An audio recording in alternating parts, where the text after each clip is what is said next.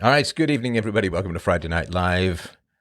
And we are going to touch on our good friend, the evil hobbit, Dr. Anthony Fauci, source of the constitutional shredding Fauci ouchies, of course, the mRNA shots from hell.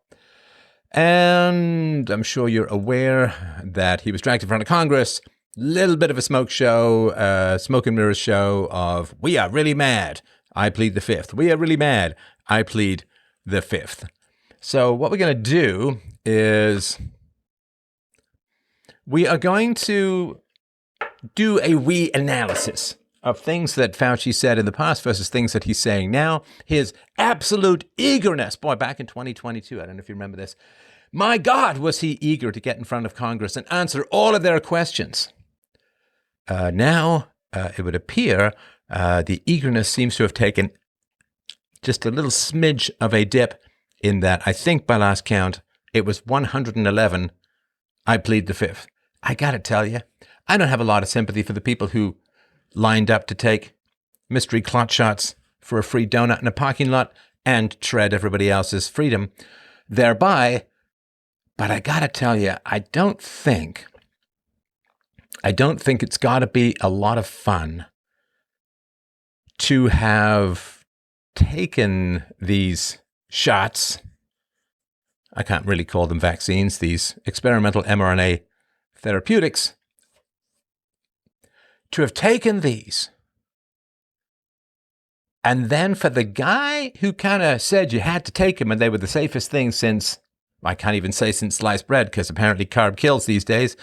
It's an old song by Freddie Mercury, Carb Kills. It doesn't play in Japan because they eat rice. But can you imagine, you took all of this because you wanted to do the right thing. You trusted the science. It was safe and effective. And then the guy who was heading the whole thing gets a more than half-decade blanket pardon from what I can only assume is Biden's daughtery autopen, and then pleads the fifth. Why would science need a multi-year blanket pardon for criminal activities and also plead the fifth? Why? So, we are gonna dig into it just a little bit. But let me gauge our lovely audience here. Let me gauge our audience. 1 to 10, if you didn't get vaccinated, how tough was it for you to not get vaccinated? Were you dodging these hypodermics like Neo leaning over his own ass with his strangely flat, half Hawaiian belly? In The Matrix, was it just a, were you dodging these like some NPC bad character in Unreal? Rolling, were you doing that? I would say for me to not get vaccinated was about an 8 or 9 out of 10 as far as difficulty goes.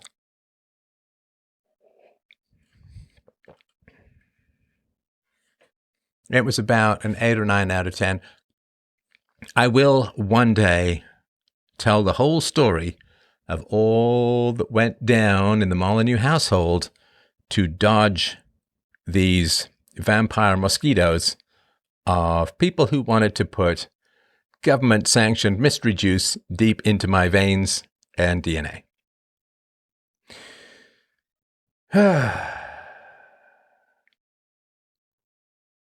It was tough. It was very tough and very expensive, frankly. Very tough. So, I'm just reading some comments here. So I'm 3 out of 10, 2 out of 10. The worst part was not being able to stop loved ones doing it. Oof. Yeah. All right. So Fauci's public statements contrasted with his private. Now, we're going to call this a diary. It's not a diary.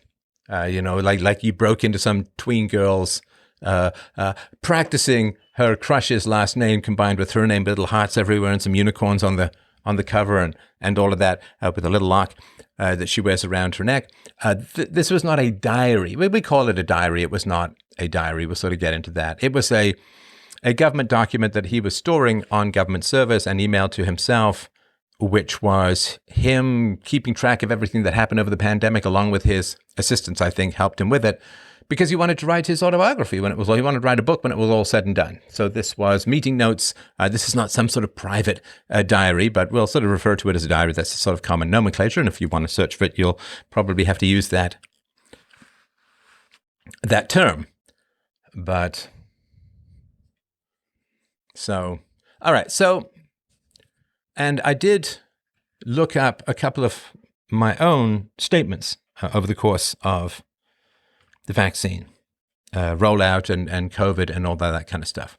So July 29th, which was 2 business days ago, Fauci appeared under subpoena before the Senate Homeland Security and Governmental Affairs Committee, chaired by Senator Rand Paul.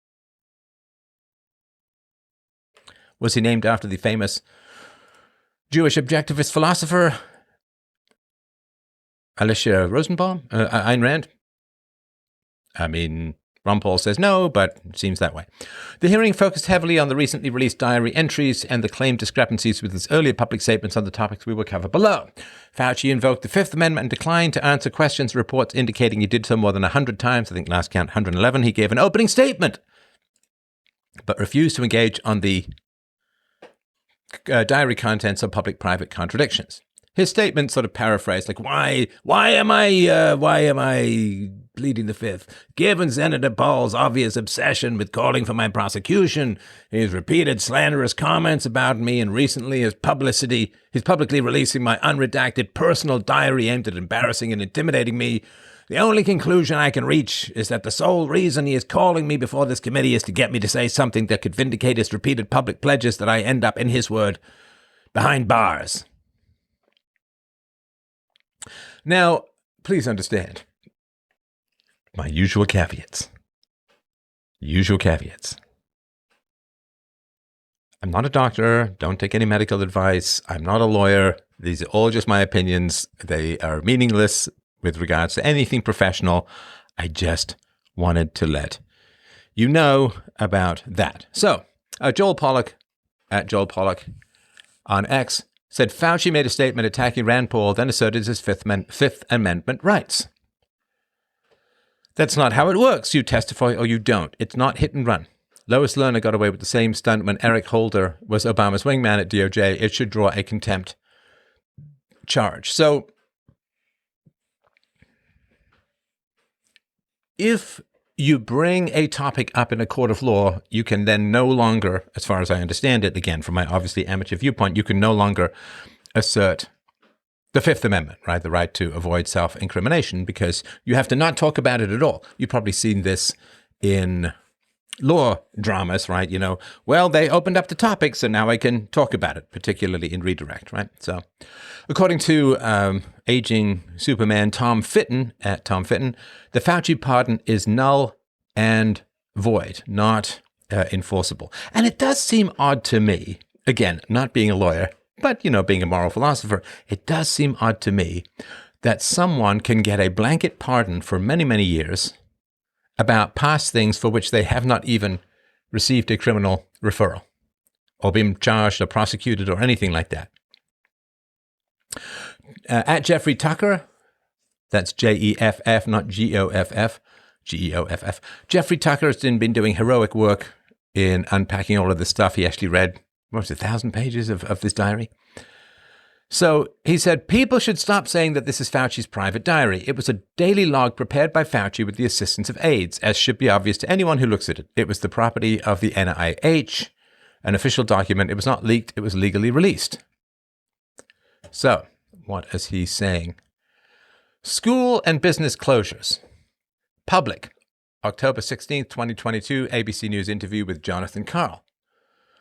They always come back and say Fauci was responsible for shutting schools down. I had nothing to do with it, he said. It's going to hurt my voice after a while, but, you know, I'm a professional, man. I'll power through. He further stated that the focus should be on transcripts showing efforts to keep children in school and that local officials made the decision. Private diary. March 15th, 2020. I spoke with Bill de Blasio, mayor of New York City, and convinced him based on what I was saying publicly in my conversation tonight to close the New York City schools. He had already decided based on what I was saying on TV. I went on to tell him he should close the bars and restaurants in New York City. He said he would base this on my recommendation. I had a similar call with Ann O'Leary, the COS of Governor Gavin Newsom of California, and said that based on my TV appearances today and yesterday, the governor has decided to close the schools in California as well as the bars and restaurants. Yep. Yup.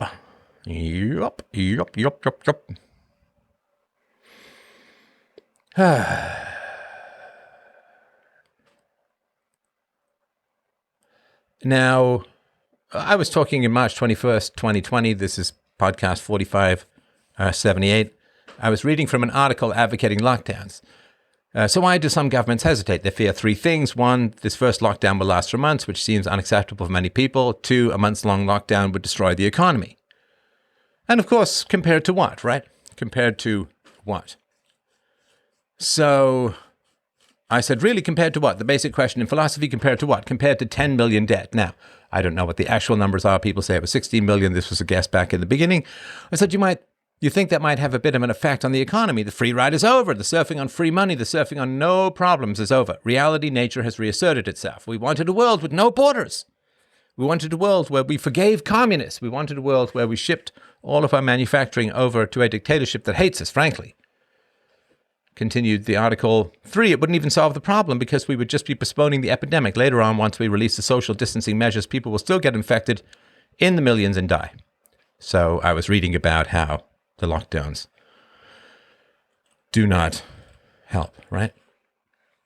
How long will this last? The lockdowns, reading from the article, the fear that everyone has is we're going to be locked inside our homes for months at a time, economic disasters, mental breakdowns, panic attacks, you name it, right?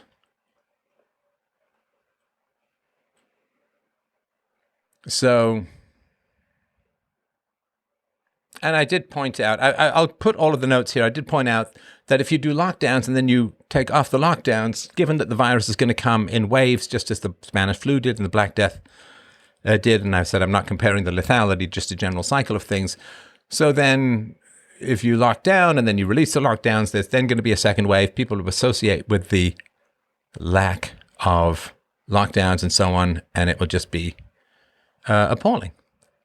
And of course, well over 95% of the early cases could have been stopped if they just shut down travel from China, but they didn't want to do that, right?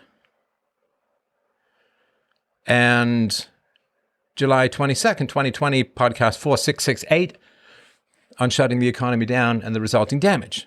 I said, and then they shut the economy down. And more surgeries get postponed, more healthcare gets postponed, more people get depressed, more people get sick, more people take drugs and drink too much. And there's more domestic violence. And then people are like, oh my gosh, we can't do this, we've got to open up. And then they open things up again. And then there's another flare. We're just bouncing around like a pinball at the moment. No plan whatsoever, other than an absolutely ungodly amount of government money printing, borrowing, and spending. And June 11th, 2021... This is 5 years ago, like a half decade ago. This is show 4859 on lockdowns and business shutdown. And I said, so where there was contradictory information, at the same time, Dr. Fauci knew which piece of information was the correct one, even though he changed his opinion over the course of the pandemic.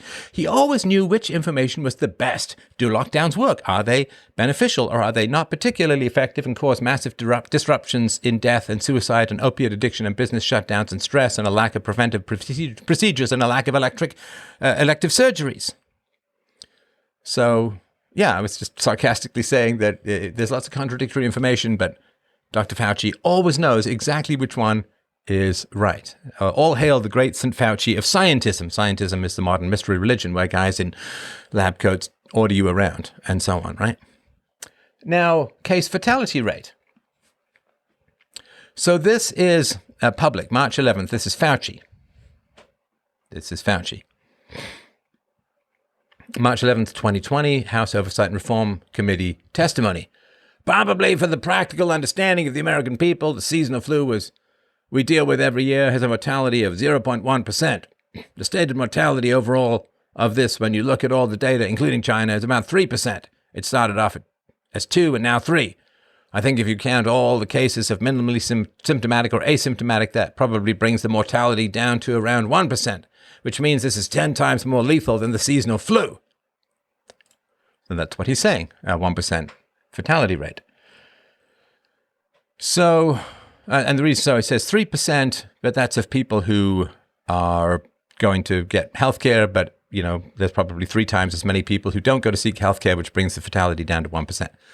So Private Diary, February 8th, 2020. This, of course, is before March 11th, 2020. He wrote, Tom Frieden called me this AM, and we discussed various aspects of the outbreak. He and I are on the same page in thinking that this is acting like a bad influenza in its transmissibility, and that the denominator is much greater than 34,867 above, making the case fatality rate more like 0.2 to 0.3% rather than 2%. So, between a fifth and a third of what he was saying publicly, and 2 or 3 times more dangerous than the flu. So, what was I talking about? Just in case you're interested. So, March 11th, 2020, coronavirus update 4569. So, early comparisons of COVID mortality rate, 3% versus the flu. I said my understanding is that the mortality rate for the flu is at about 1 in 1,000. At 3%, we're talking 30 in 1,000, so that's not great, for sure. And then I began to scale my estimates down as more and more information came in. April 3rd, 2020, I read from a Twitter post, says China says it did not include asymptomatic coronavirus patients in its initial counts. May 18th, I brought the fatality rate much down as more, not I brought, but, the information came down, sort of more details, down to 1.4%, July 22nd, 2020, 6 years ago. I said, so the death rate at the moment seems to be calculated about 0.5 to 0.6%, maybe 5 to 6 times worse than the seasonal flu. Now, that is not as bad as some people. It's highly contagious, but the fatality rate is certainly below 1% according to recent calculations. And of course, nobody knows for sure, because nobody knows for sure how many people have actually got COVID, right? Because a lot of people don't go for treatment. Now, what about Fauci and masks? March 8th, 2020, in a 60 Minutes interview, he said, right now in the United States, people should not be walking around with masks. There's no reason to be walking around with a mask when you're in the middle of an outbreak. Wearing a mask might make people feel a bit better, and it might even block a droplet, but it's not providing the perfect protection people think it is. And often there are unintended consequences. People keep fiddling with the mask, and they keep touching their face. Private Diary, March 31st, 2020. Big issue today is whether we should be recommending masks for everyone. We probably were too strong in saying masks do not work. I mentioned this on CNN, this AM. Now, for me, January 30th, 2020, this is what I said in show 4538. World Health Organization recommends level 2 plus or N95, but out of reach for most due to shortage. And I interviewed a Hong Kong resident. According to the World Health Organization, I will need to pull out the guidelines. They recommend that you wear a level 2 or above, so level 2, 3, or a respirator, such as the N95 respirator. So obviously those are, to be honest, out of the question for the vast majority of the population, because we don't really have enough masks to go around in the first place. So I was saying that, regular cloth masks, you need level 2 or above, or a respirator, the N95 respirator. Those are like sealed, vacuum fitted, and so on, right? So I was talking. February 1st, 2020, around masks. I said, surgical masks, of course, are not 100% effective in protecting the wearer, as there are holes in the mask that allow unfiltered air through it. Even though it's not 100% effective, surgical masks help reduce infection by preventing the wearer from touching their nose, a potential method for the virus to enter the lungs. Special masks like the N95 mask are shown to be more effective, but only if worn properly with a tight fit around the face. So I said, April 8th, 2020, I said masks are very important for 3 things. The first is it does actually prevent the massive spread of sneeze or even of talking. It does trap the viruses inside the mask. It may puff out a little bit through the top, but it's much less. And that's actually true. So between 40 to 60%, 30 to 70%, depends on some of the numbers, but a significant amount of viruses are not coming out if you sneeze or if you're breathing. So it reduces the viral load. So that's important.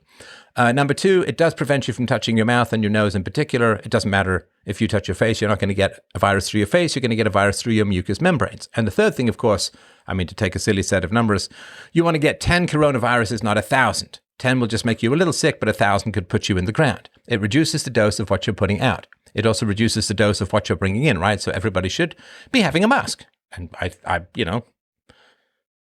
So I said, but let's get out there and everybody use masks. Everybody use masks. Now, does that mean I think a law should be passed that everyone should use masks? No, I'm not a law point a gun at people kind of guy, but just rely on social ostracism on, you can't come to work unless you wear a mask. You'll find society will figure it out.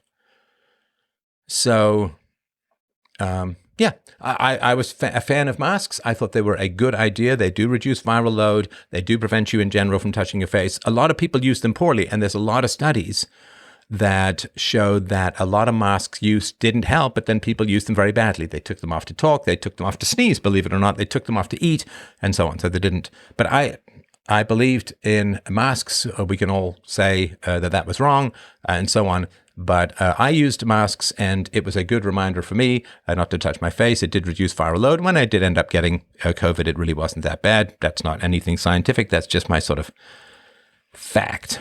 That's just a fact. So, virus origins and lab leak discussion. And that does actually follow the science, right? So even if you just wear a regular mask and it's, across your face and your nose, it is going to reduce viral load, and it does prevent you from touching your face. And if you reduce viral load, that's actually a plus in a lot of ways, because if you get a small amount of virus, then your immune system kicks in, creates the antibodies, and it's a lot easier. But if you get a big load of virus, that can be a lot more difficult and dangerous. And, whether the long COVID thing is real or not, I've heard arguments both ways. So wearing a mask is a cuck move. Yeah, so John, generally what we do here, you may be new here, generally what we do here is we try to think a little. Calling something a cuck move is, I dare say, not an argument. It is not an argument. And it's interesting, too, because, of course, I was out in Hong Kong doing a documentary and getting facefuls of tear gas, marching with the anti-communist protesters. I was out in Hong Kong in December of 2019. So, right, I guess there were already some cases floating around. Obviously, didn't hit me. And there were still people wearing masks from previous SARS outbreaks in 2003 or whatever it was. So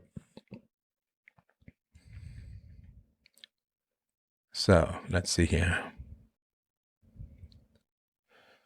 All right.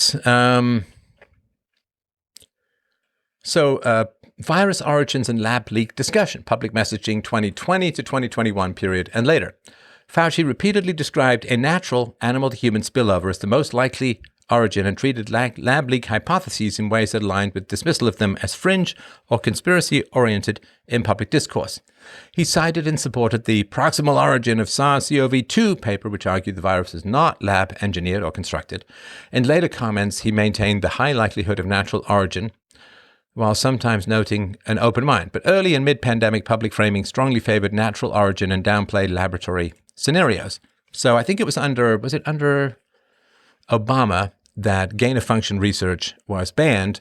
And although I did a very powerful video called The Case Against China, which was against the Wuhan wet market pangolin natural origins hypothesis and more towards the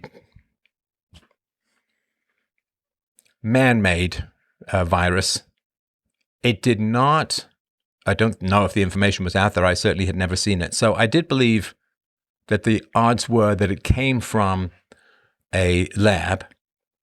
I had no particular opinion as to whether it was intentionally released or accidentally released. Lab leaks happen all the time. There's been like crazy lab leaks of things like smallpox and other things, just like nuts. So, and if I remember right, the Wuhan Institute of Virology had the kind of security and safety features you'd find in your average dentist's office. So I don't believe I ever had any particular perspective on it being leaked intentionally or not, and that would be I mean, I do remember that the Chinese government wiped all of their databases from public view and probably internally at that.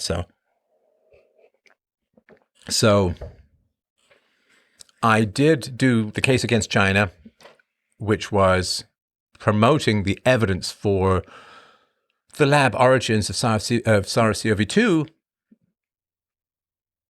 but it did not occur to me, and I should be more cynical perhaps after all these years, but it did not occur to me that Fauci could have, through EcoHealth Alliance, potentially funded the gain of function, like maybe to bypass the restrictions, that he would maybe route money through EcoHealth Alliance to the Wuhan Institute of Virology. It did not occur to me that the money that would have funded some of this potential gain of function could have come from, and I don't know if this has been proven or not. I don't know. This is just sort of the hypotheses that are out there. So some people say it's true. I don't know for sure. I've not seen any particular smoking guns. But again, I've not also dug into it in massive detail.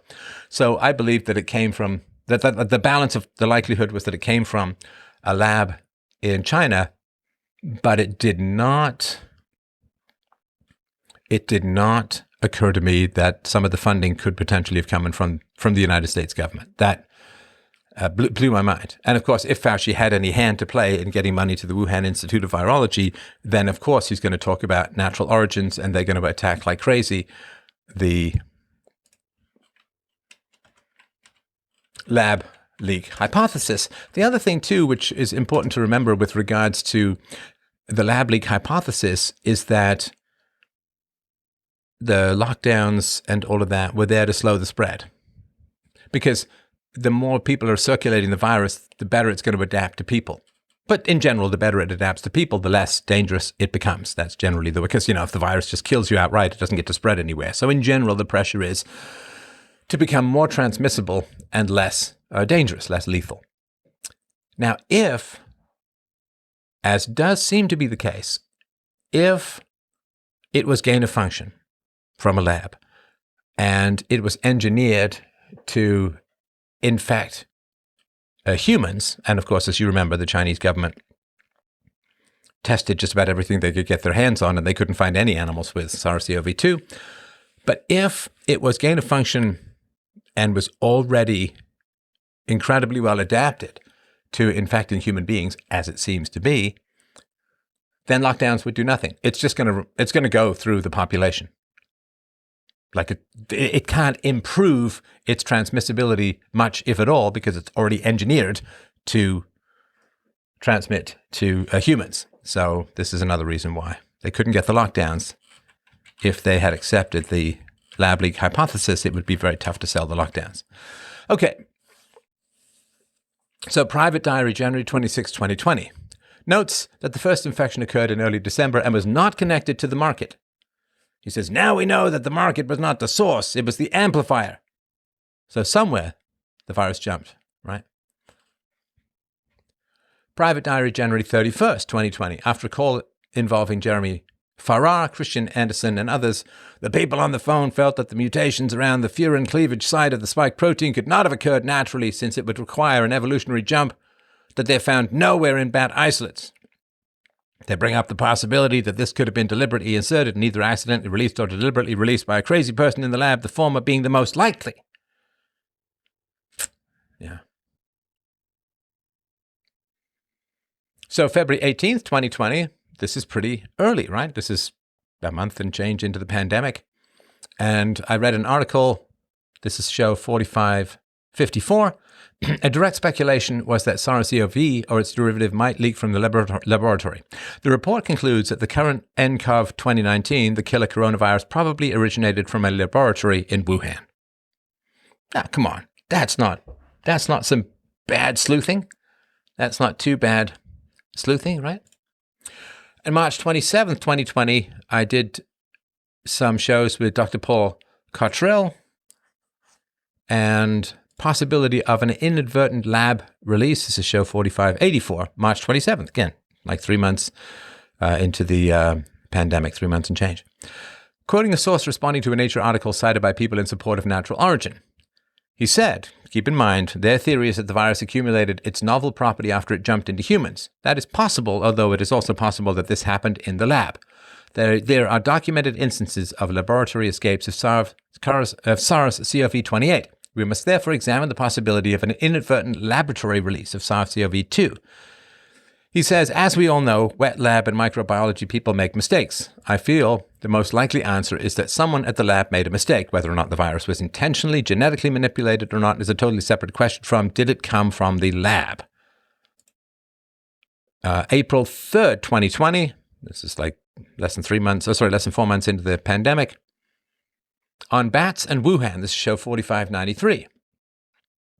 Although there aren't bats native in Wuhan, and there aren't bats native for 600 miles away from Wuhan, why the hell the virus that they say comes from bats originated in Wuhan? Oh, another thing, if they say it was this fish market, this live animal market, well, they have to explain why half the original cases had no connection, according to the Chinese, no connection to the Wuhan fish market or the live animal market. Pangolin intermediate, blah, blah, blah, reading from an article. Pangolins happen to carry a coronavirus, which they might have picked up from bats years ago, which is in one crucial part of its genome virtually identical to SARS-CoV-2, but no one has yet found evidence that pangolins were at the Wuhan market or even that vendors there trafficked pangolins at all. On the proximity of research. Reading an article. And again, remember, this is 3-4 months into the pandemic. Well over 6 years ago. Within about 280 meters from the market, there was the Wuhan Center for Disease Control and Prevention, ironically named, I suppose. This center hosted animals in labs for research purposes, one of which was specialized in pathogen collection and identification. So, and of course, the case against China, this is April 13th, 2020, so 4 months, really less than 4 months into the pandemic. On the speed of genetic sequencing. The idea that you get 5 genome sequences in this tiny short amount of time, how did they publish these sequences so quickly if they didn't already have the sequences? The short amount of time is from November 2019 to January 10th, 2020. On the Bioweapons Lab, quoting Larry Klayman, Wuhan was the epicenter of the coronavirus. It emerged from there. The only bioweapon laboratory in China is also in Wuhan. 2 + 2 = 4. The U.S. intelligence agencies know it. Gain-of-function research funding. This is public from Fauci. May 11th, 2021, Senate hearing and reiterated in later testimony, including July 2021. The NIH has not ever and does not now fund gain-of-function research in the Wuhan Institute of Virology. In response to questions from Senator Rand Paul, Fauci stated he had never lied to Congress on the point, and that the specific research in question was judged to not meet the definition of gain of function. Private diary, January 31st to February 1st, 2020, notes on the scientist calls. The discussions reference Shi Zhengli's years of gain of function work at the Wuhan Institute of Virology on adapting coronavirus spike proteins to the human ACE2 receptor as relevant context for the features under discussion, including the furin cleavage site. These are the primary documented contrasts between, that's not him anymore. These are the primary documented contrasts between the public record and the diary entries released in the July 2026 package, right? So he says that there were years of gain-of-function work at the Wuhan Institute of Virology. He says that they do not now fund gain-of-function research in the Wuhan Institute of Virology. Now, saying that there was gain-of-function research does not necessarily mean that they funded it, but it seems kind of sketchy as a whole. Show 4539, The Truth About the Coronavirus, February 1st, 2020. This is less than a month into the pandemic. CRISPR editing of bat genomes at the Institute. Back in 2017, researchers at the Institute claimed to have edited the bat genome using CRISPR-Cas technology.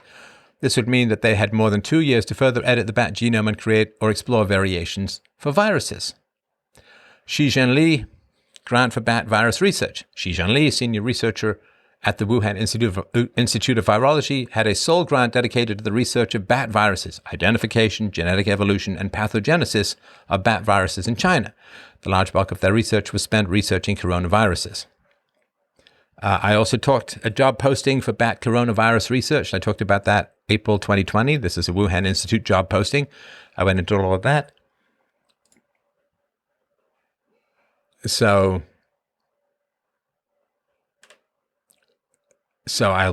I'll put the notes to this in all of this. I don't want to necessarily go through all of this, but I would say, I mean, you can certainly disagree with me about masks, and the masks in theory have value, right? The masks, according to laboratory tests, have value, but of course, a lot of people don't use masks correctly. Now, if other people are not using masks correctly, again, my obviously non-medical, non-doctor, completely amateur nonsense opinion would be something like this.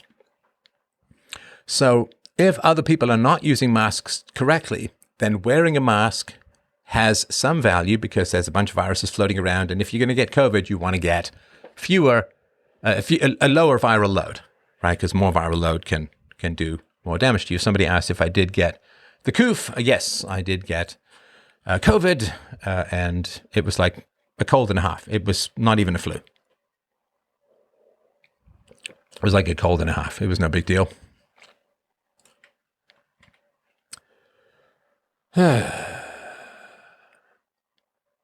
So we were told that the vaccines were safe and effective. And while there's nothing in the diaries about various challenges with developing such a vaccine, releasing a vaccine after an outbreak is not wise. mRNA was an unproven technology. Coronavirus vaccines have repeatedly failed in the past, etc. There are indications from the diaries that the vaccines were just not very effective. Jeffrey Tucker, again, yeoman's work, read through the whole of these diaries. Here is the moment, says Jeffrey, when Fauci realized and was willing to admit that the shot was not even plausibly effective. He said that there is a dramatic diminution with the Delta variant in protection against infection and symptomatic disease. There is a dramatic diminution with the Delta variant in protection against infection and symptomatic disease. Kanakoa the Great writes on X, Fauci's diary, August 13th, 2022.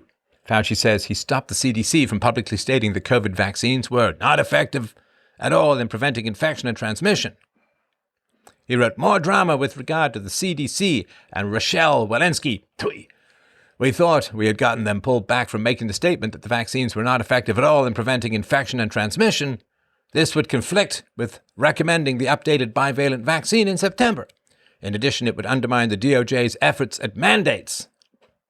CDC agreed to pull back on the statement of absolute lack of efficacy of vaccines against infections and transmission and take a more measured approach of saying that the vaccines provides only modest and waning efficacy against infection and transmission, and that is why we should heed the advice of getting the updated booster in September. However, although they did this on their website, the MMWR that came out yesterday had the same original damning language. Oh, my gosh.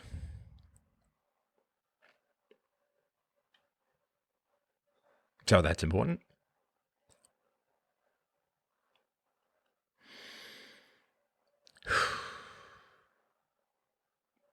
All right. So, again, I will put more with Dr. Paul Cottrell, a show I did October 16, 2020. Dr. Cottrell said on my show, this is 4714, we know that there's going to be adverse side effects of this vaccine, no matter what type of vaccine it is, either the Moderna one or the Oxford or Eli Lilly or Johnson & Johnson. But there is a theme here, and that is, as they increase the numbers in the clinical trials, for clinical trials 3 or 2, depending which one we're talking about here, they are starting to see signs of unexplained illnesses, and it's showing up when they increase the number for the sample size. And I said, I think the only thing more dangerous than questioning the vaccine orthodoxy is questioning whether we need 14 pounds of carbs a day to stay healthy. And he was a celebrity fame whore, as Jeffrey Tucker has pointed out. Not that Jeffrey Tucker is a celebrity fame whore, but Fauci seems to be a celebrity fame whore, and it's just gross. I mean, just gross as a whole. Now let's zoom out a little bit, and I think I did pretty well with regards to the pandemic. Perfect? Absolutely not. I mean, it would be completely insane to imagine perfection. So the things that I got right, I didn't take the vaccine, obviously, and did a huge amount of work, effort, expense, cost, difficulty, you name it, to avoid that. So I was right about that, in my humble opinion, about myself. I can't give anybody else medical advice and so on, right? And the White House has now said that the lab leak hypothesis is valid, and I was right about that almost from the get-go. People get mad at me about the mask thing, and they say the masks were terrible and so on. So I said, of course, that the masks should never be mandated. And I saw value in the masks, just in reducing the viral load and reducing the touching and so on. So I thought there was value in those, but it's a personal voluntary. So if I have a sort of personal decision, which I have some scientific backing for, but it should never be enforced on anyone else, I don't see how that's a big issue. And I did also say quite clearly that the lockdowns were going to have far more negative effects than positive effects, which I did talk about repeatedly. And I did point out, the three major issues with the vaccines. Number one, they demanded liability protections, not great. Number two, they can't possibly have safely tested vaccines in a couple of months. I mean, they can't possibly say that it's safe for pregnancy because pregnancy lasts for more than a couple of months. And number three, they refused to hand over the data. And in fact, they fought. And I think, was it Naomi Wolf and a bunch of other people did, again, fantastic work in this kind of stuff. So, these three things, demand for liability, claiming safety when it can't possibly have occurred. Like, I remember saying this very early on when the vaccines were being proposed. And I said, well, all they have to do is tell us which steps they skipped, because the normal vaccine approval process takes 14 years and has a 90% failure rate. So if they're going to get it out in a couple of months, they need to tell us which steps they skipped. And of course, nobody ever told that. So I think I did fairly well with regards to this. And people get mad at me about the vaccines. It's just a personal choice. I never said it should be enforced by other people. And of course, if you are running a business and you don't want someone to come into work without a mask, you have the right to do that, right? I mean, it's your business, right? So you can make those choices. That's still not coercion, right? So I just wanted to sort of be clear about that. I think I got it pretty well. And of course, as the numbers for the death counts were coming in better, I, instantly jumped on the live streams and told my audience that the numbers were down and so on. So just wanted to. I'm so curious to know why and how you battled not getting the shot. I don't know why you would need to. You work at home and didn't travel. Well, again, I will tell you one day. But there's a reason why I couldn't do a show for 3 months. All right. I had to shut down my entire show for 3 months. So let's zoom out a little bit. Dr. Fauci. So Dr. Fauci joined the NIH in 1968, a year that is justly celebrated because I was 2. About 6% of American kids had a chronic condition back then. By 1984, when he took over NIAID, it was 11.8%. 40 years later, it's over 60%. This is from a tweet. Fauci didn't lose a war on disease. He waged one on your kids. Now, this is a wild thing. I just really want to. And when corona was first reported, Stefan, you were ramping the fear levels in your early videos. Absolutely. Yes, absolutely. Because I was of the opinion that it was a bioweapon. So I was scared of an engineered bioweapon. So I took precautions. Sure. But it's kind of like if you're in the woods, right? And you hear a growling and a snuffling and you think it's wolves and it turns out to be a small dog, right? Are you not supposed to be nervous when you don't know what it is? You hear the sort of deep guttural growling or whatever, and then it turns out to not like it's a domesticated dog rather than a bunch of wolves or something like that, right?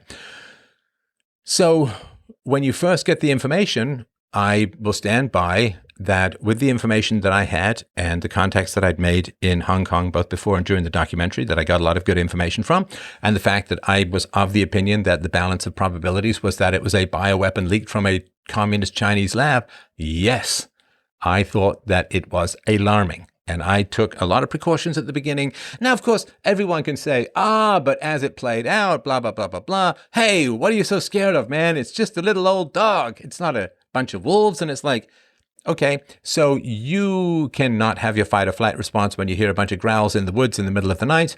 I myself am going to be cautious. And I'm not going to sit there and say, if it turns out to be not as dangerous as it could have been, sure. But then to say, well, I know after the fact that this thing, which seemed like a bioweapon leaked by a communist, right? And of the 15, it's interesting too, of the 15 countries with the highest death rates, 14 of them were majority white countries. That's interesting. You can go and see what RFK Jr. has to say about that. So that's interesting. That's interesting. So yeah. So 1968, 6% of American kids have a chronic condition. And after this guy has been, 50 plus years high up in the American healthcare industry, over 60% of American kids have a chronic condition. That is appalling. Appalling.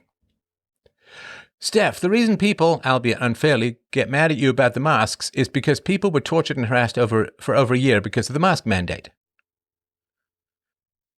Well, no, that's not why they get mad at me. They get mad at me because it's a lot easier and safer to get mad at a little old podcaster than it is to get mad at the people around them who supported mask mandates. I never supported government action. I never supported government lockdowns. I never supported government masks. In fact, I opposed government mask mandates and government lockdowns. So people get mad at me because it's a whole lot easier to get mad at a little old podcaster than it is to get mad at the people in their lives who enthusiastically supported government power and control. It's just a bunch. I'm not saying this is you. It's just a bunch of cowardice. Yes, the big problem with COVID was Steph, the podcaster. Here's another tweet, and I'll put all the links to these below. Former CDC Director Robert Redfield confirms by oath that they were hiding the side effects of the COVID-19 vaccines. Quote, there was inappropriate decision by some to try to underreport any side effects because they argued that would make the public less likely to get vaccinated. One of the greatest mistakes, he says, that was made was mandating these vaccines. They should have never been mandated. They don't prevent infection. They do have side effects.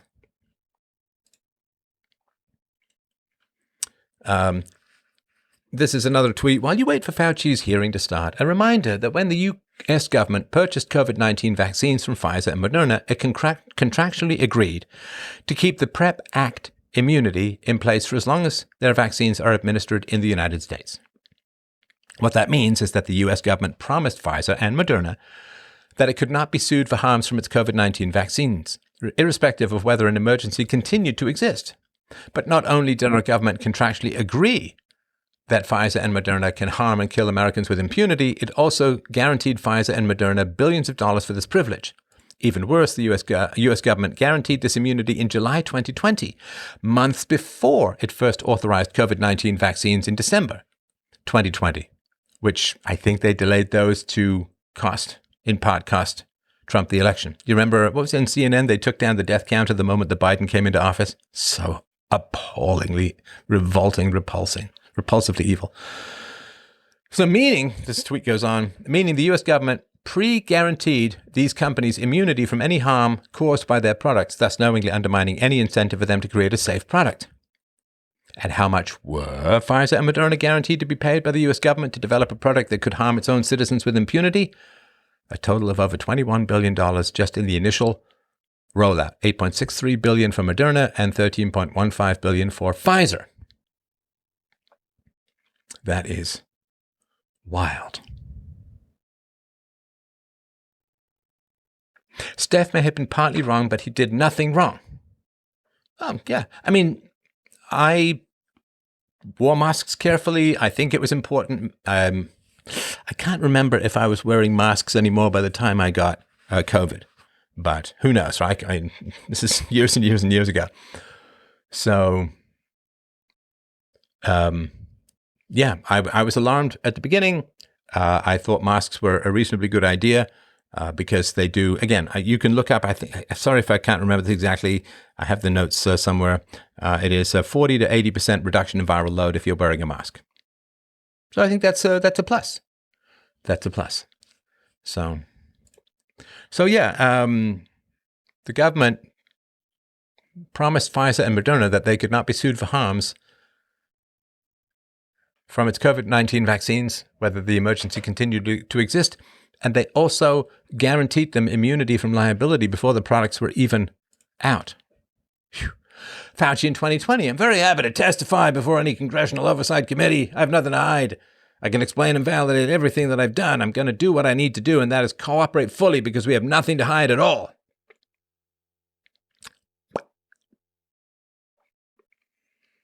Yes.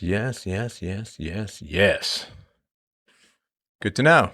Very happy to testify until you have to testify.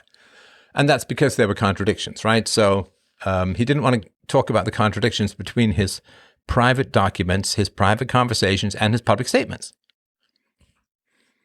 So another tweet says, here's what the Fifth Amendment says. The trouble is that Fauci has already been pardoned, and court precedent says that in this case, the Fifth Amendment does not apply. So I don't get to how Fauci can do this. Amendment 5. No person shall be held to answer for a capital or otherwise infamous crime unless on a presentment or indictment of a grand jury, blah, blah, blah. Nor shall be compelled in any criminal case to be a witness against himself. So he can't be pursued, as if I understand this rightly, at the federal level, but I think Florida, people in Florida are trying to get a case going. RFK, I'm not going to imitate RFK Jr., revealed how they gained access to Fauci's, quote, diary. Fauci kept years of entries on his government computer and emailed the entire thing to himself so he could use it to write a book. He was keeping a diary for the book that he intended to write about his life. At the end of his term, just before he was leaving, he emailed the entire diary to himself. Years and years of keeping this daily journal, he emailed to himself so he could write his book. That's how we found it, through those emails. This is a government computer, a government laptop, on government time.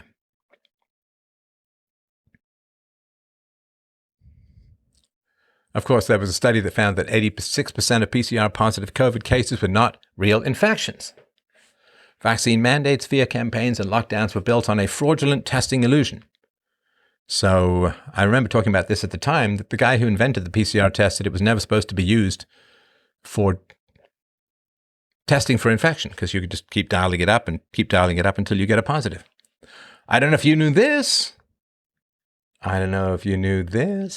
Anthony Fauci's daughter, Allison, worked for Twitter and silenced everyone who spoke out against the scam of COVID.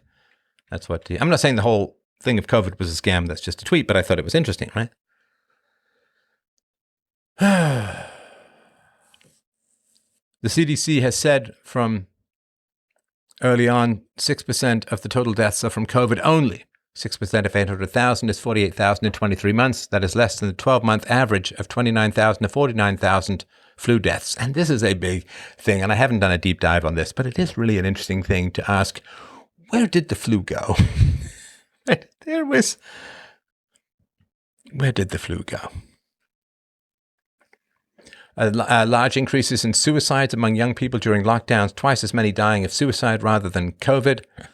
Extremely dark, unspeakable.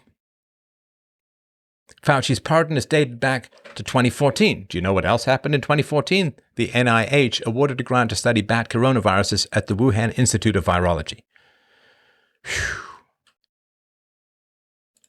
Good analysis by Rand Paul. He makes the key argument that SARS-CoV-2 was highly infectious in human beings, but cannot infect bats, implying it was adapted to human beings before the pandemic began. Sorry, already read this.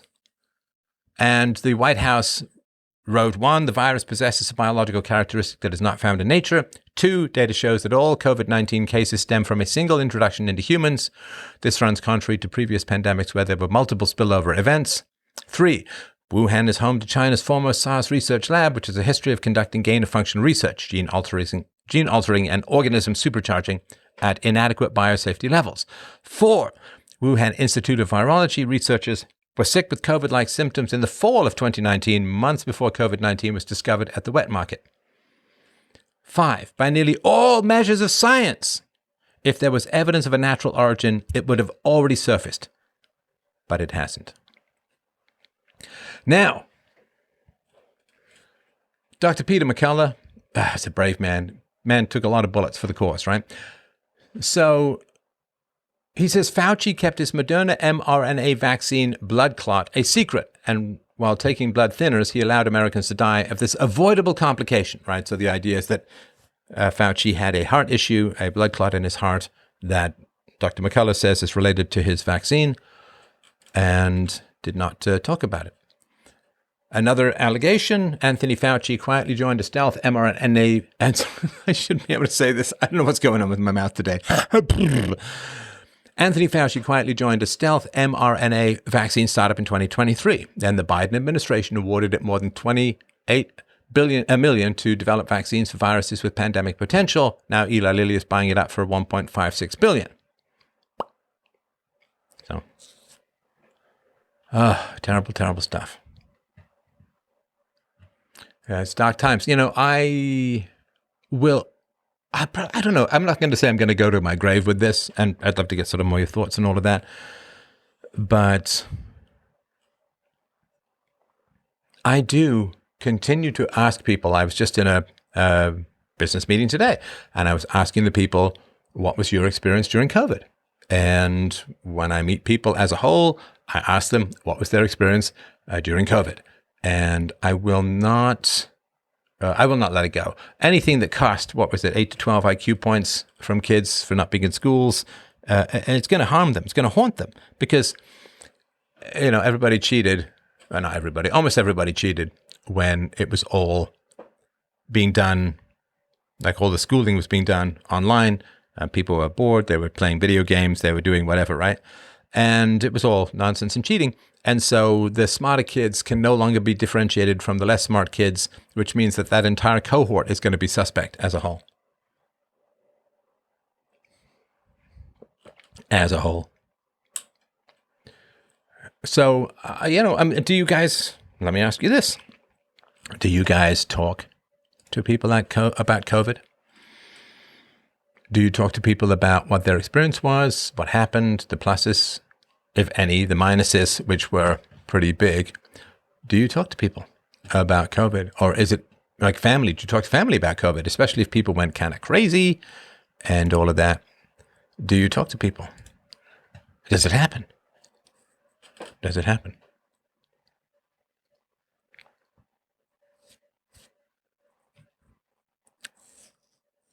Well, and the other thing too, of course, you know, one of the big problems with getting COVID was if you were obese. I think smokers did well, strangely enough, if I remember rightly. But what happened? Should we shut down all of society when the average death rate, I think it was here in Canada, the average death rate for COVID was higher than the average death rate for the population as a whole, and the average person who died with or of COVID had 4 comorbidities, which is 4 serious other health issues. So should we shut down society for the sake of the very aged and very ill, and for the sake of the significantly overweight, if not downright obese? I mean, that's an interesting question. I think it was Susan Walensky, that was the woman who was in charge of YouTube when I was toasted from the platform. I think she said she deleted over 1 million videos critical of what was going on with COVID and lab leak stuff and all of that kind of stuff. Oh, you know, in a just universe, if you banned someone for, quote, misinformation, and it turned out that it was not misinformation, you should owe them $1 zillion. Like, where's the moral hazard? So you ban people for saying it seems quite likely that it was a lab leak, and they can't have the lab leak, right? They can't have the lab leak. And in the same way that they can't have any alternate treatments. because you're only allowed the emergency use authorization if there are no alternate treatments, which is why, and I don't know the effectiveness of ivermectin or hydroxychloroquine and things like that. I mean, I haven't studied these things in detail, and I'm not sure I'd be competent to even if I wanted to, but they had to have it jump from animals because that way the lockdowns could be sold. They had to say that the vaccines prevented transmission and infection, so they could say you're killing granny if you go over and you're not vaccinated. But at the same time, they had to say to people who weren't vaccinated, you apparently are threatening the lives of people who are vaccinated. Even though the vaccines are safe and effective, somehow if you're not vaccinated, you're going to harm the lives of the people who were vaccinated. Like, good God, none of it made any sense at all. Now they say, yes, but there's some people who can't get the vaccine and you're endangering them and so on and all of that. Whew. Wild. So, like, it all just kind of came together. And, of course, is it New Zealand and America that allows, the only two countries in the world that allow for pharmaceutical ads on TV? Because, of course,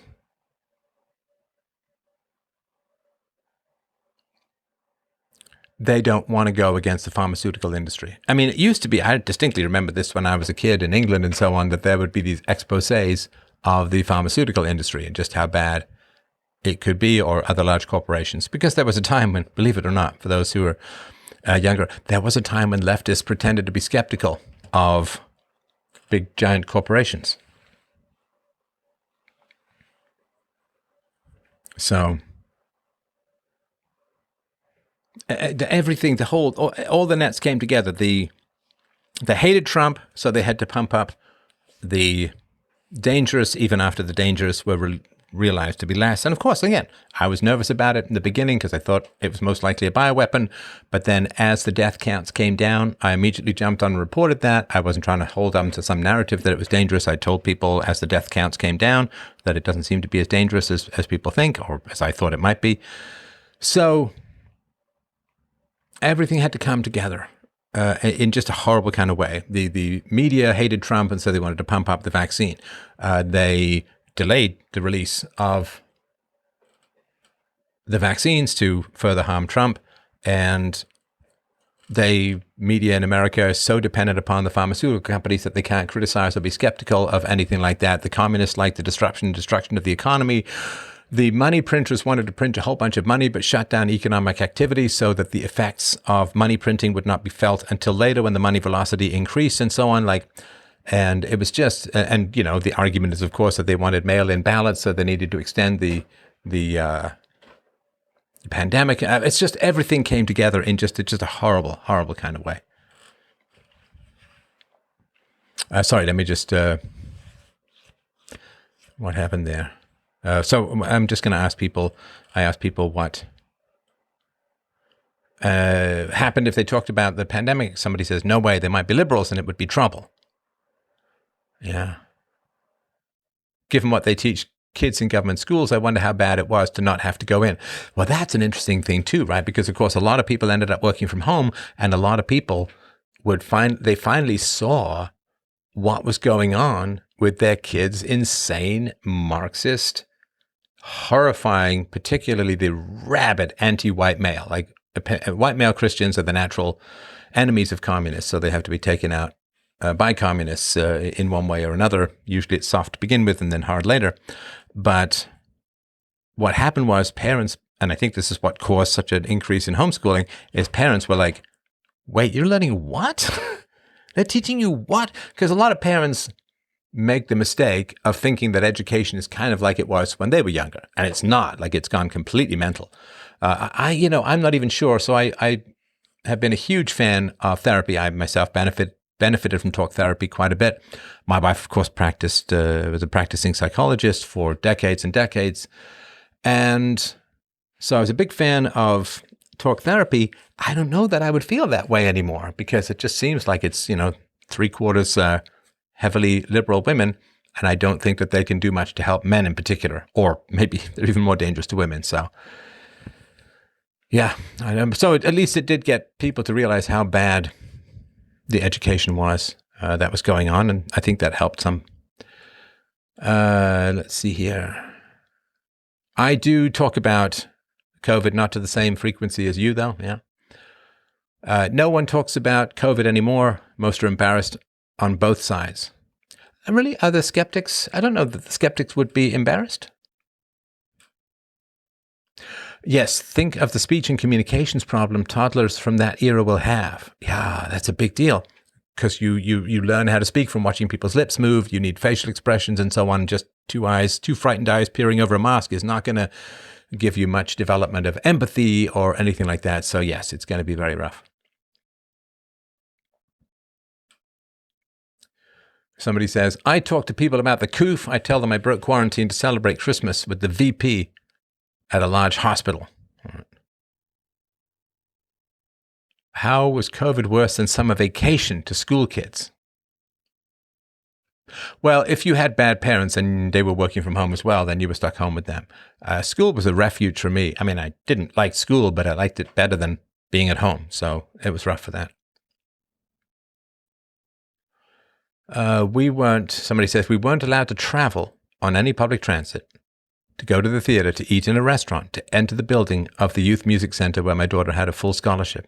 Yeah, I remember being kicked out of them all with my family on my birthday, and we had to eat in this really cold parking lot. It was a wild time. Somebody says, I was followed around, screamed at, verbally abused, and shamed in LCBO and other, that's Liquor Control Board of Ontario, and other businesses for not masking. I lost friends, opportunities for my kid, community, and so much more.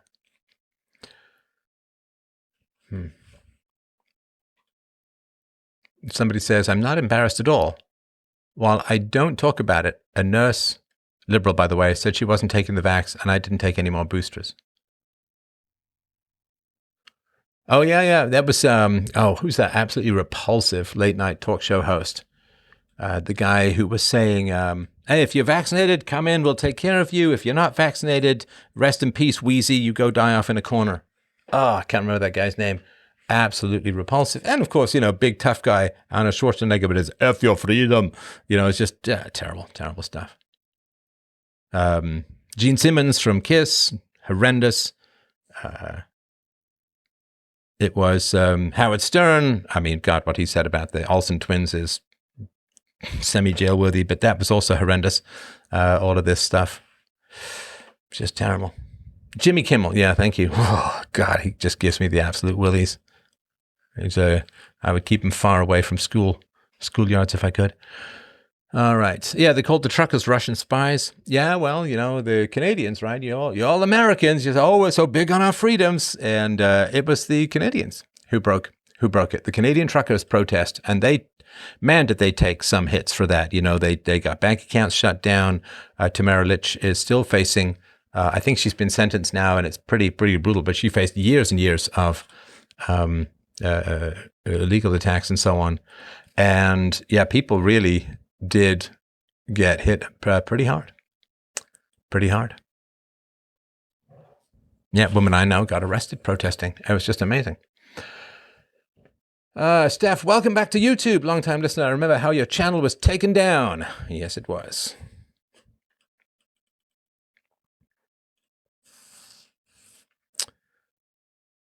This is not brain science or rocket surgery, LOL. So someone, if you tell people they cannot see their relatives, you locked them in their homes and deprive them and starve them of company and love. Yeah, they die. Somebody says, my friend who was 34 took the vax and went blind that day from a clot in her brain. She died a year later from a blood clot in her lung. Oof. Somebody says, 2020 to 2021, worst years of my life. Everyone was in mass psychosis. Well, I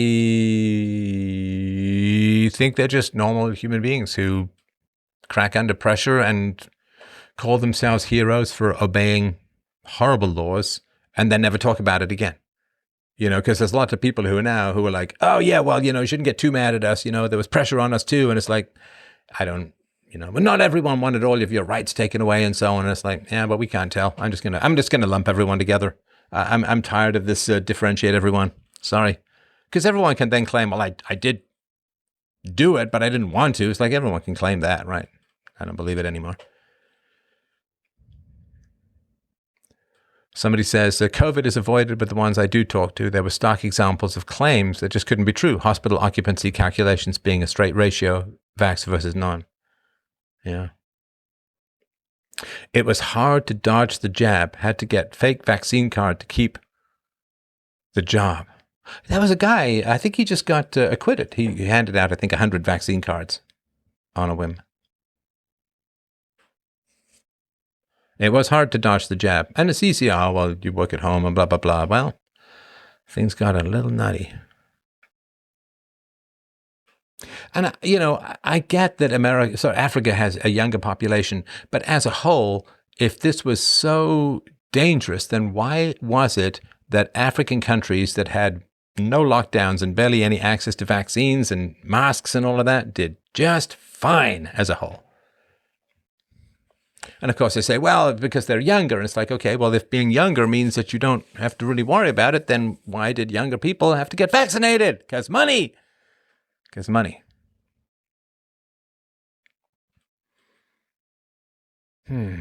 Somebody says the countries with the lowest death rates tended to be ones that recommend ivermectin as a preventive treatment for malaria. Oh, it's interesting. Interesting. Yeah, I've never done a deep dive into this. And again, I'm not sure I'd be qualified to at all. But, the idea that remdesivir and ventilators and so on, were used and this had negative effects on people's health because the hospitals got financial incentives for people who got COVID, people who died from COVID.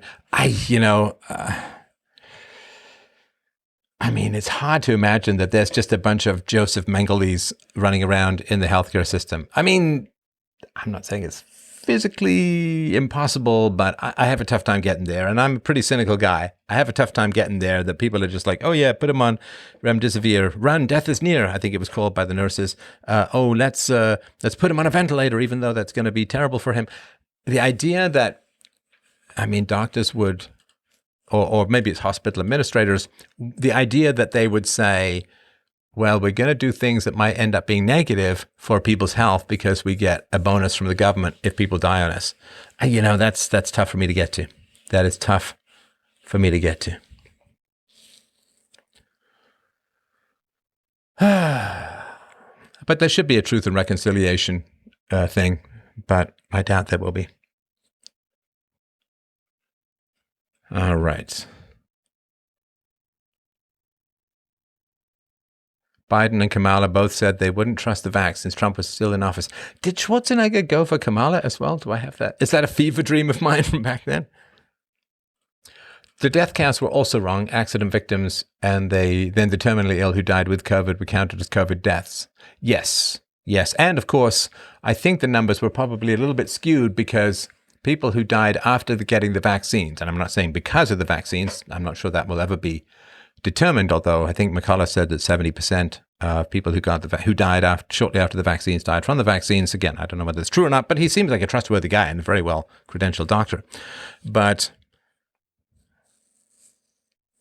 certainly, because they said you're not counted as being vaccinated until 2 weeks after the vaccine, if you had health issues right after you got the vaccine, I think that would be counted as a COVID death, right? Not a vaccine injury or a COVID injury.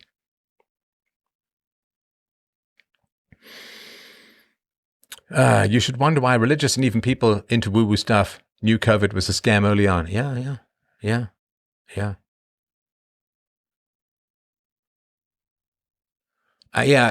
People are mad at Trump for his relationship with Fauci and his relationship to the vaccines and so on. I understand that. I get that frustration, but my gosh, can you imagine Trump, the real estate agent, going against the advice of the vast bulk of the scientists around him, the doctors and so on? That's a tough thing to ask of someone, man.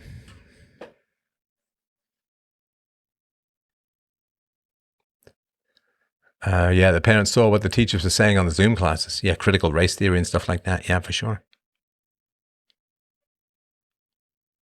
Someone says, I did not get the vax. I would have died before allowing them to inject my daughter. I had plans to run away. I started an alternative homeschool high school initiative so we didn't have to lock down.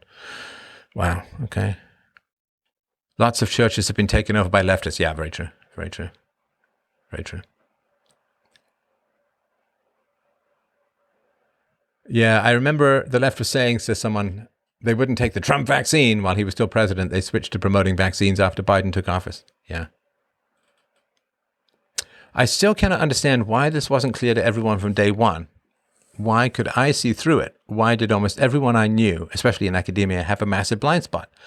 Well, because once they get neurotic, fearful, remember, leftists have a lot of mental illnesses, like a lot of mental illnesses. So once they can get the people around you, particularly the older women, to be fearful, then most men will simply cock and comply with what the matriarchs around them want. If you've got an older wife or a mom or whatever it is, a grandmother, if once you get them, right, this is the Satan talking to Eve who messes up Adam, right? So the propaganda hits women hard, and women are a little bit more susceptible to propaganda. As I've said a million times, they score higher in trait in agreeableness. They want to agree. They want everyone to get along, which is why when the arguments about politics start in the smoking room, the women all go to the kitchen or something like that.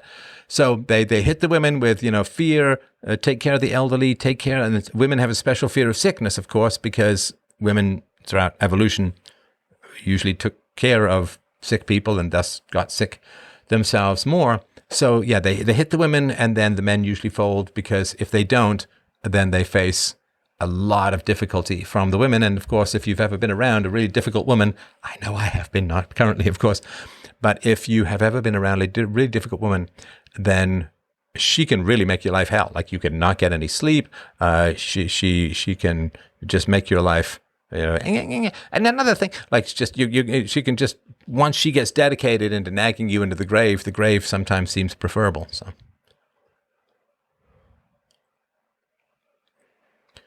Do do do do do do do do do do do. I don't talk about it because I'm very bitter that there will never be justice for the tyrants. Yeah, it's tough, especially if you're not religious, because they're not going to go to hell, right? So it's tough. When I look back on all the crap I learned in high school, it's a wonder I can think at all.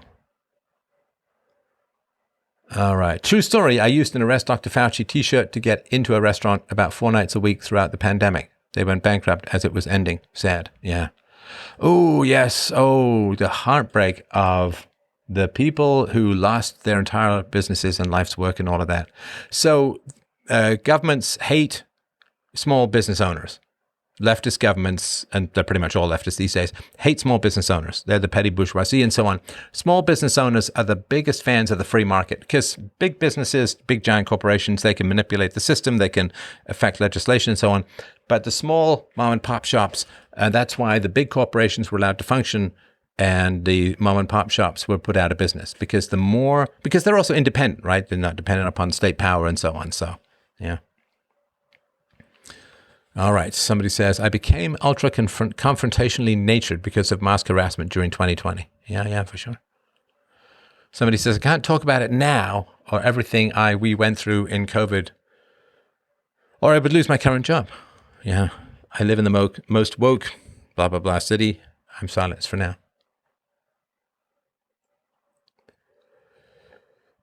We had... Sorry, it's not quite a sentence that I can fathom. Glad you're back, Steph. Appreciate it. Thank you for dropping by. They forced my sister to get it. She sobbed in my arms. It felt very assaulty what they did to her. They forced. How? I mean, that's really tricky legally, right? One of the biggest challenges now is going to be dealing with that entire generation of sociopaths coming up. No facial expressions, natural recognition, just strapped with masks for years. Yeah.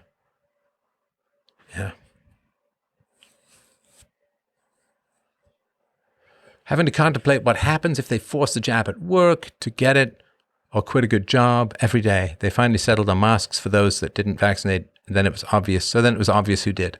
Yeah, and they would get you to get the tests, right, every week or two. Hospitals were empty and they discouraged people from recording it. Yeah, that was the strangest thing. In the most deadly pandemic, people have got enough time to set up elaborate dance routines. I don't think that was going on in the Black Death. The complaints about COVID are just so diffuse. It's like magic. If you get everyone complaining about many different things, no one gripe reaches critical mass. Diabolical. Yeah. I think it's 2 Minutes Hate from 1984. Sorry to be a nitpicker. People died with COVID, not from COVID. Yeah. Also, the ventilators caused lung failure. Is that right? I'm not a doctor. I don't know, but somebody says, I was a researcher at a university and I worked at a global company with government contracts. Both places tried forcing it on me. I stood my ground and didn't get it.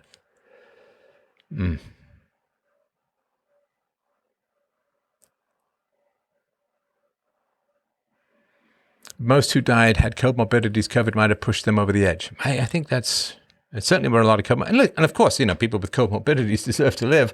But if you're gonna shut down society, destroy millions of people's life, work, and so on, and there obviously are some injuries. Is that right? I do remember talking to some older people, and one of them was like, I had a good life. I don't want my great-grandchildren to suffer and not have any dances and not go anywhere. I had a good life. I'll take my risks. I'll take my chances, right?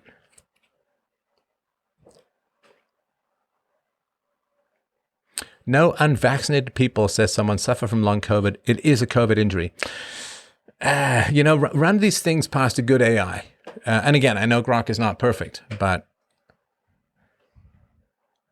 Trump seems to be susceptible to advisors. The problem is that I think he might have faced more impeachment if all of the top medical doctors are saying this is what's necessary, and he says, I don't think so. I don't know what happens. Could have had some kind of revolution. It is a beautiful time to be alive. Well, that is true. That is true. I am a woman. Why don't I fall for it? The average height of a woman is 5'4", but I'm 5'6", though, says a woman, right? It was so tied into Trump derangement syndrome, they tried to downplay it at first when Trump blamed it on China, then figured it would be better to blame Trump for poor leadership, and then overhyped it. Yeah. Yeah. Nothing's going to change at this point. Those talking heads help to just vent and keep status quo. Effing conservatives are Marxists too. I mean, some for sure. Yeah.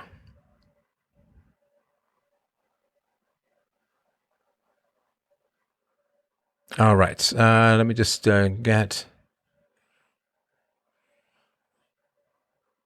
I saved a comment I made to Stefan during COVID about fear-mongering with timestamps. He said it had a 3.4% mortality, well above the flu, but he never broke down that number, just accepted it.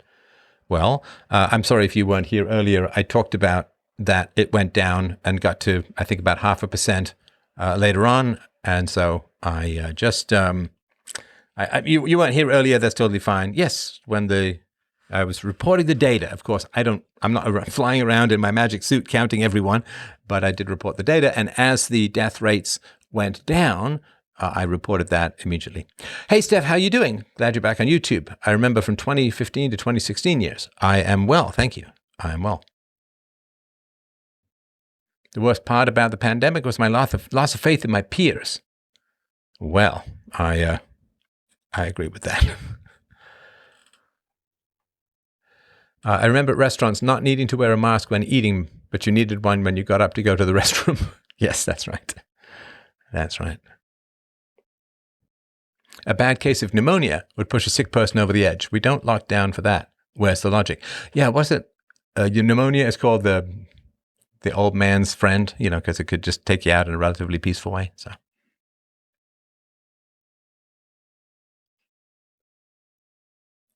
I still feel so alienated in this topic in my day-to-day life. Yeah, it is very much it never happened kind of thing, right? Which is really, really tough. Thanks for the opportunity to share and hear other similar experiences. Well, there's a lot to process. There's a lot to process from COVID, and I'll keep the conversation going if people find it helpful, because I know that for a lot of people, you have a tough time talking to others in your life as a whole, right? So, because it is such a tense topic and people don't want to revisit it, and there's a lot of defensiveness and there's a lot of justifications. So I sympathize with that. And, it's nice for me to revisit the stuff that I said. Of course, that's not the whole thing, but I think I did all right. I think I did pretty well. I certainly never said anything I didn't believe to be true. And when better information came along, I would immediately jump on the horn and get it across. And you need to, vitamin D was also important. So you needed to be outside and all of that. So, all right. Well, listen, I'll stop here. I really do appreciate everyone dropping by. If you're listening to this, freedomain.com/donate to help out, or tip.freedomain.com if that's easier for you to remember. And I really do love you guys so much for sharing your thoughts about this, pretty brutal experience that everyone had with this kind of stuff. And what is it, Friday? Yeah, I hope I'll do a little bit of, sorry, I was away for some of this week, but hopefully I'll get some Let's Play in this weekend. We can finish up our Quake 4. Oh yeah, BLM protesters could get gathered without masks. Yes, because racism is worse than the most deadly pandemic in modern history. So the real problem is white supremacy, not Chinese bioviruses. So freedomain.com/donate. Don't forget to drop by peacefulparenting.com and share the book with people. I would really appreciate it. We've got some good numbers of that book getting out there. So it's really, really helping. And that's part of your lovely support in helping the show. So have yourself a beautiful, beautiful night. Love you guys for dropping by. And thank you so much for your sharing. And we'll talk to you 10 a.m. Sunday. Bye.